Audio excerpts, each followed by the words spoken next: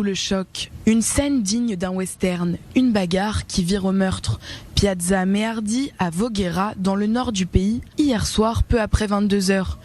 Massimo Adriatici, élu d'extrême droite italien, adjoint municipal à la sécurité de la ville, est accusé d'avoir tué par balle un étranger de 39 ans. De nationalité marocaine, la victime a été touchée à la poitrine par un tir de pistolet. Il est décédé de ses blessures à l'hôpital. Selon la presse locale, le député serait intervenu alors que l'homme importunait une femme à l'extérieur d'un bar de la ville. Après que ce dernier a appelé la police, l'homme aurait commencé à le bousculer. L'élu, qui portait un pistolet, affirme qu'un coup est parti au moment où il tombait au sol. Matteo Salvini, ancien ministre de l'Intérieur, a réagi dans une vidéo. Il a été victime d'une agression et a agi en état de légitime défense. Il a répliqué accidentellement par un tir qui a malheureusement tué un ressortissant étranger.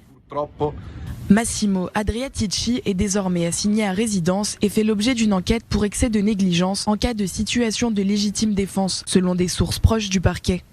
Le conseiller est un ancien policier et a porté l'uniforme entre 1995 et 2011, obtenant ensuite le titre de surintendant chargé du secteur de la lutte contre la criminalité, des mesures de prévention et des services de police judiciaire. Allez, on retrouve tout de suite notre correspondant en direct de Rome. Bonjour Antonino Gallofaro. Quels sont les derniers éléments dont vous disposez concernant donc cette affaire ?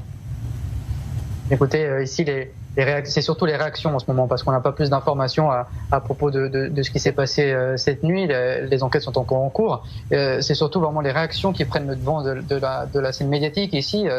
Des réactions d'indignation d'un côté et de défense du politicien de l'autre. Mais il y a surtout une question posée notamment par Amnesty International, mais aussi par beaucoup d'autres. Pourquoi un représentant de l'État avait une arme sur lui et surtout, pourquoi l'avoir sorti lors de la dispute? Précisons que Massimo Adriatici détient son arme légalement. Le meurtrier, involontaire selon sa propre défense, étant un élu, les réactions politiques sont bien sûr les plus vives. À gauche, on condamne le geste et on demande au parti de Matteo Salvini de faire de même. Et du côté de sa Lega, les rangs se serrent autour de Massimo Adriatici.